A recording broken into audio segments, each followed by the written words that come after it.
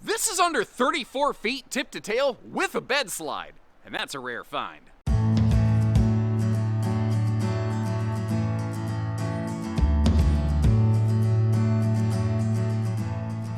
One.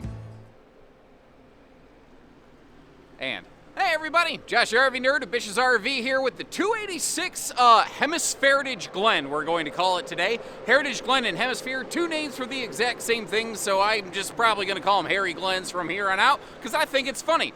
This model is their smallest and lightest of their fifth wheel family, and also by extension their least expensive. And it's kind of a funny thing when that happens with manufacturers. When they make their smallest thing, it often tends to be pound for pound one of the best buys in their lineup, because they do everything they can to pack all the features that define their brand into the smallest thing possible. So this one gives us a full bed slide with full closet and stackable prepped washer dryer space in the front. But we've also got auto leveling. We've got a very respectable extended season weather package here.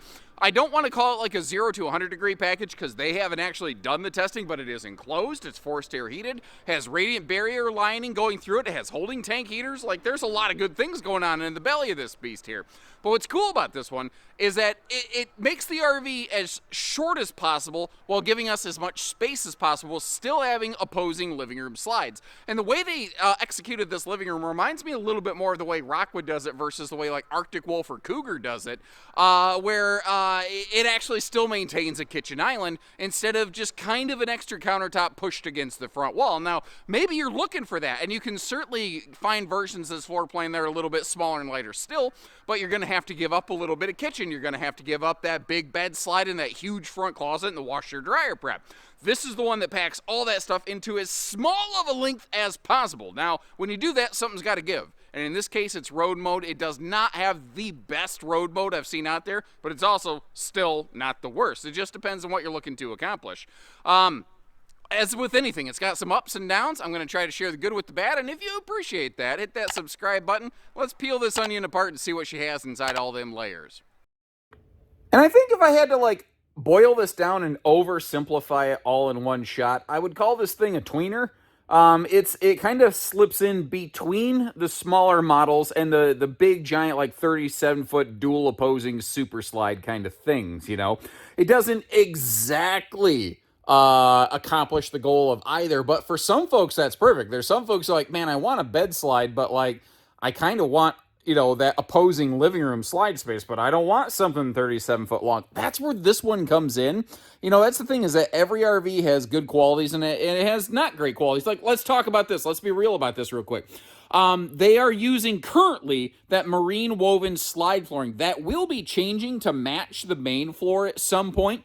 But if you notice, when it's cold, like it is today, if the slide has been closed for a little while, then that carpetless flap that hangs off the edge of the floor flush slide, well, it crinkles. Now, if you talk to anybody who's owned an RV for a while, who has experienced this, they'll tell you the same thing. If you warm the RV up, if you put a little bit of weight on it for a few minutes, it relaxes and it settles back down and it goes away. But maybe you don't like that. But the thing is, something you may not realize, because I don't think a lot of places are out here in like 30-degree weather recording RV tours like this. Any RV with a carpetless floor flush slide could do that. Now, allegedly, when they change to their other flooring, it won't be quite as severe, but, you know, that's, again, allegedly. I can't guarantee you that. I can only go by what they've told me. And I do like it when manufacturers put some kind of fixtures on this forward overhead wall right here. But once again, every RV's greatest asset is its greatest liability. Like, I really like the location of the stove and everything. And if you look at this, you see a stovetop vent hood. But if you look, that goes into a cabinet with no chimney above it. It does not actually ventilate the hot air from cooking outside. Instead, that's where that rain-sensing MaxxAir style vent fan up there is going to come into place. That will actually be your heat exhaust. So if you're kind of curious, like, okay, so what does that little hood above the stovetop do? Basically, it's got a charcoal filter in it, and what that will do is take a lot of the scent, the smell from cooking out of the air, so your RV doesn't always, smell like onions and garlic, which frankly, by the way, if you want to crack open the, oh, that smells good starter pack, all you got to do is start frying up some onions and garlic, maybe a little bit of butter in there, and all of a sudden everyone's like, ooh, man, I don't know what you're cooking, but it smells good. It's just onions and garlic every single time. Anyway, enough about me. You may have noticed that is a floor flush slide over there in the kitchen, which is kind of a cool thing. And as we work our way, over by the entry door, we look toward the back of the RV, you see one of the other really cool aspects of this floor plan. The window coverage is absolutely fantastic. Some RVs will give you a big window in the back. Some will give you some windows on the camp side. Some will give you some windows on the poop side. And this gives you all of those. That's one of the really interesting things about this, is that you have like 180-degree viewing off the back of this, but that means that you also, at your discretion, do get to see both sides of your rig. Also, something kind of cool, you don't tend to find this until you get into a lot of the big luxury kind of models, that barreled ceiling. It again just kind of draws your eyes up and in, and it makes the whole thing look and feel big. Now, while we're looking at that air conditioner, let's talk about that. These Heritage Glen or Heritage Glen fifth wheels they're all 50 amps standard. These do come with a single 15,000 BTU air conditioner with an optional second air conditioner up in the bedroom. Now, it will be centrally ducted when you get it in the bedroom, which I think is great. I personally feel most of the time with a triple slide model like this with this much cubic foot of space, if I was building this RV for myself, I probably still would have put the second air conditioner on it. But I didn't build this RV, so you're going to see it does not have a second air conditioner when we get to the bedroom. Just be aware of that and know that it is something that is available. I do like how they extend the countertop right here. If you notice, though, it's a just reinforced and supported solid surface one-piece countertop. It's not a flip-up extension like a lot of manufacturers do, which I like because that means more flat prep space, because most flip-up extensions are not countertop level, and even when they are, typically there's a little seam in there. Not everybody tends to really nail that from the manufacturing level. There is something missing from this RV, though, and I don't know that you're going to be disappointed about that, and that's floor vents. They don't tend to do a lot of those in here. And because they don't have a rear sofa with side stands, they have that little middle stand between a set of free-floating recliners. You end up with kind of a cool centralized opportunity for some household and some USB outlets. But let me ask you, like, you've got the kind of the campsite dining over here with that freestanding, well, not technically freestanding table. The table's bracketed against the sidewall of the RV, but floating chairs. What do you think about the idea of what if this RV had instead of a hide-a-bed, it had a theater seat, and instead of the recliners in the back, what if those were like if that was a bar across the back of the RV? I don't know. Like I'm kind of on this kick lately where I'm big time in favor of these like destination bars, or because they could work as desks. Like you can use them for so many things. Or should it be like some kind of little bar with like two chairs overlooking the window over here? I don't know. I think that there's opportunities here to maybe dress this floor plan up in different ways, because this is a very classic execution of this layout. It's been out for a very long time, and it's fine. There's nothing wrong with it. I just wonder if there's not something else that could be done with it. Now, they have updated the windows, and you may notice how they don't have any boxy valances or lambrequins or any of that kind of thing, or those, home and garden, I almost said Home Depot, home and garden television kind of terminologies. Instead, you just have everything hardwood framed out with an integrated nightshade, and all the windows do open for airflow, including the giant windows overlooking the recliners, and they do have bug screens where they open. Now, speaking of opening, you can open up your dining space. Nice little segue right there, because you do have an extension leaf. Now, with those recliners, when you have the the hide-a-bed in action, you can't really open the one recliner unless you want to kind of move it and pull it and shift it around the RV. I don't know that everybody necessarily wants to do that, so kind of keep that in mind. That is I think it's a 16 cubic foot 12 volt compressor fridge, by the way. They don't offer any other fridge swaptions, And I will tell you that, like if you're looking to do some serious boondock off-grid camping, you're going to want to get a generator, because this by default has no factory solar, and their optional solar package is only 200 watts, which is a reasonable battery maintainer with a 30 amp PWM charge controller. Now, if you don't know what all of that jargon means, basically there's two types, generally speaking, of charge controllers. There's PWM and another thing called MPPT. MPPT is better. It is also more costly. So in that respect, I guess it's not better, but you get the idea. With the 30 amp controller though, if you did want to daisy chain on at least one additional 200 watt panel, you should be very able to do that here. But even then, I'm not sure in even really nice climates that 400 watts of solar will completely offset the 12 volt draw of that TV. So if you are going to go off grid, you're probably going to want to look into some kind of generator action involved in here. Now, I want to clarify something, because I said earlier all the windows open for airflow. We're actually looking at two that do not. The window in the door does not open for airflow, but the whole door is a screen door, so I don't know that that matters. But that giant hallway window right there, that does not open for airflow, but it also doesn't have an airflow mate straight across from it. Instead, all you have over there is your control panel. So I don't know, personally, that it's that big a deal. Another thing I do kind of like is the little, I call it the flip-flop shop, the simulated floating stairs design that they have right here. And I'm kind of wondering, no, I don't. Like, I was sitting here going, I wonder if you could put like a cat litter box there, but I don't know how your cat would get into it. You could certainly slide it under there, but I don't think the cat's gonna pull it out and push it back in when it's on. Oh, this is neat. I just noticed too, this big black box, that's your converter fuse box. So when our slides are closed, you will be able to access that. So let's just say, God forbid, you do pop a 12 volt fuse and the slides, quit working for a second. You can always access that box very easily with no slide out override required.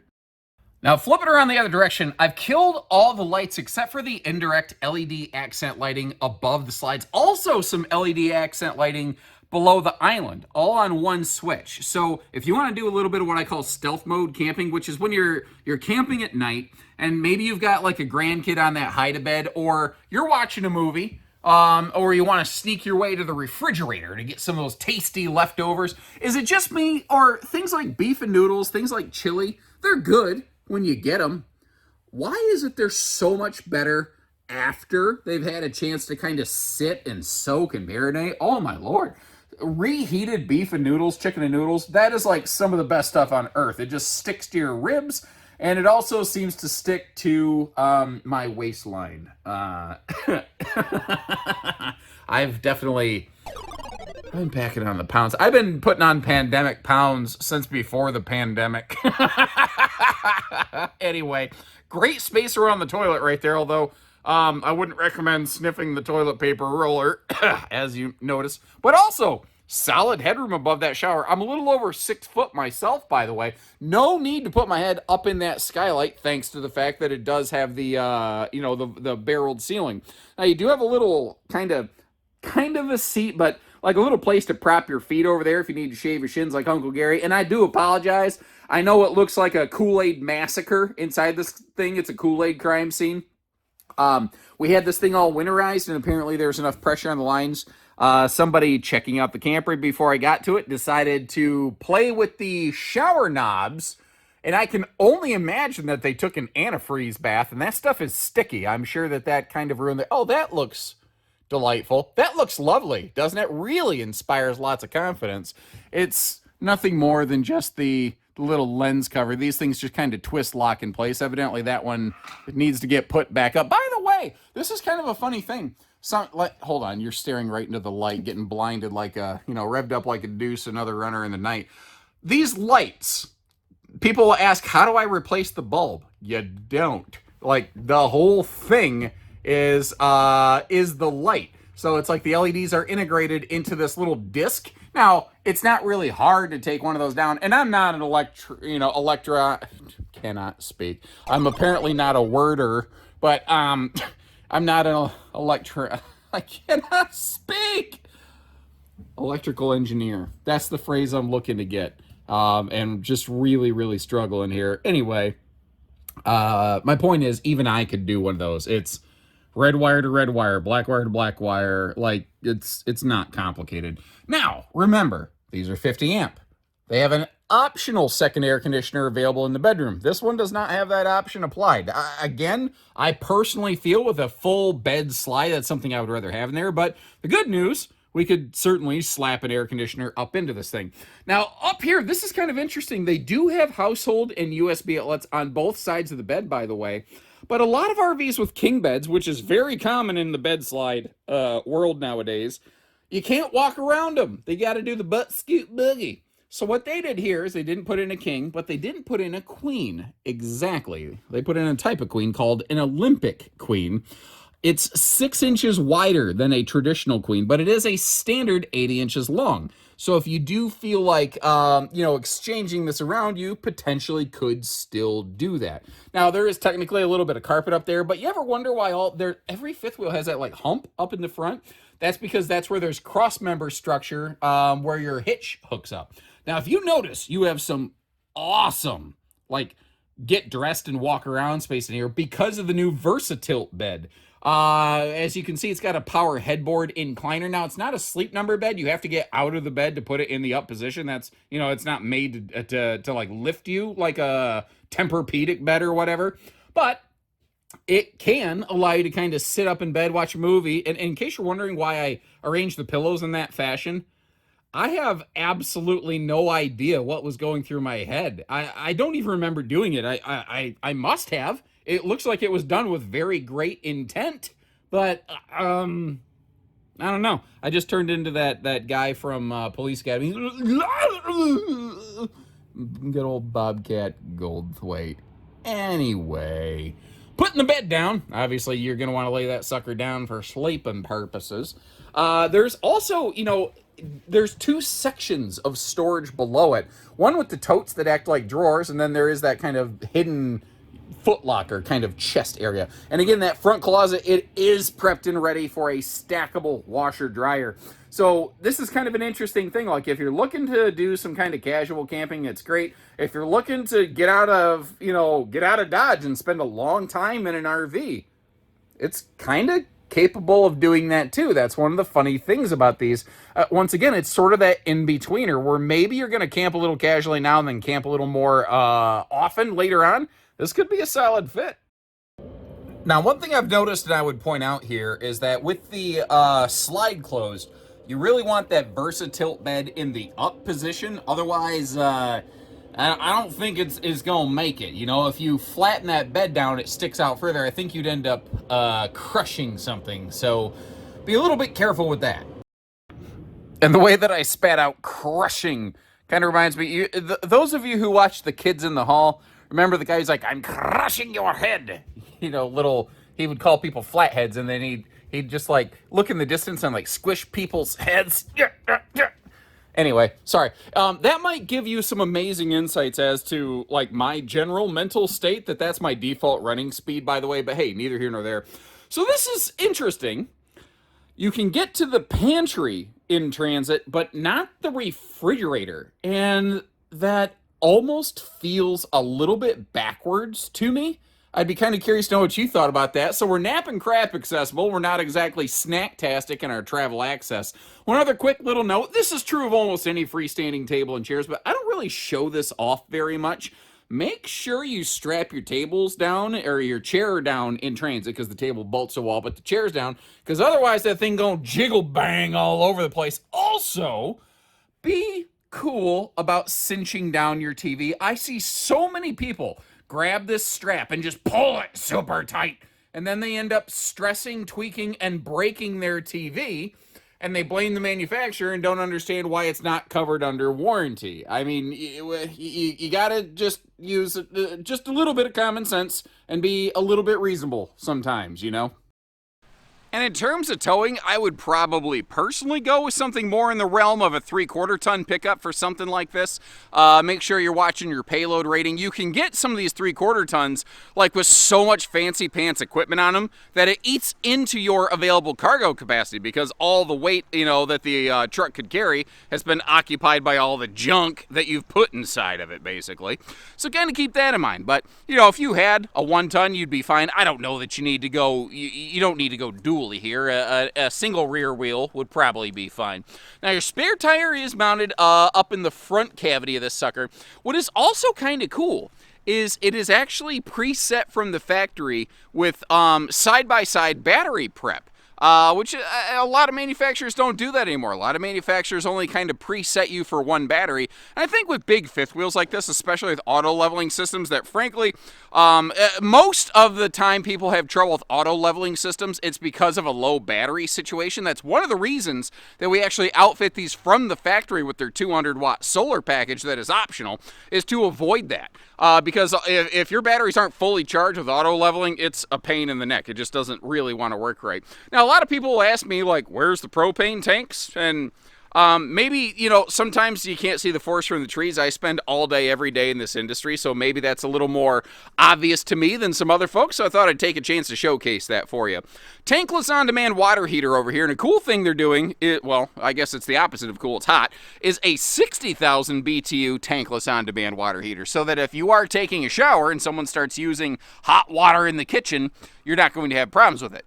Now, I'm pausing here so you can see the rack and pinion slide mechanism under the kitchen. They use 2 different slide systems on this model, rack and pinion on both lower deck slides, and then a Schwintek slide for the bed system up top. You can see how it is a single-headed sewer monster with everything plumbed together, but you can't see much more than that down here because they have their cool little accessibility with those little armored drop panels for service purposes. Hopefully you never need to get down there, but if you do, that certainly makes it much, much easier to handle all that.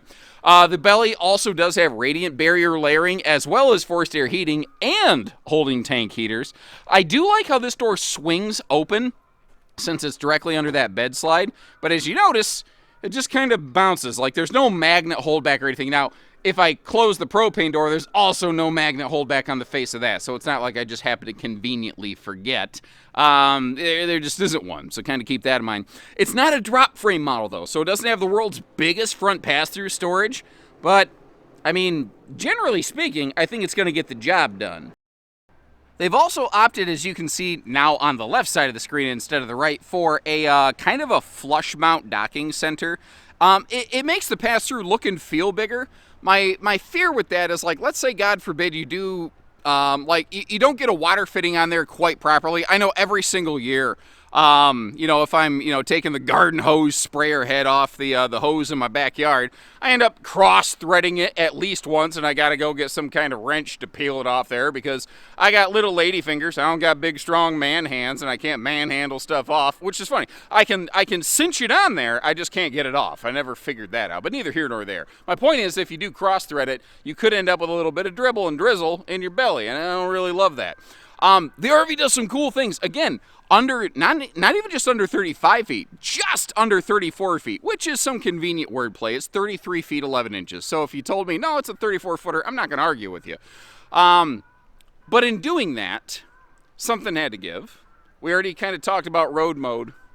The awning space on layouts like this with these dual, not necessarily super slides, but kind of dual 3/4 slides, if you will. They almost always have more limited awning space than I would prefer. And in case you were going to ask, they do not offer an option to mount an awning on the face of that slide, nor can you really do it aftermarket due to the fact that that laminated wall does not have supports built in to which you could affix an awning.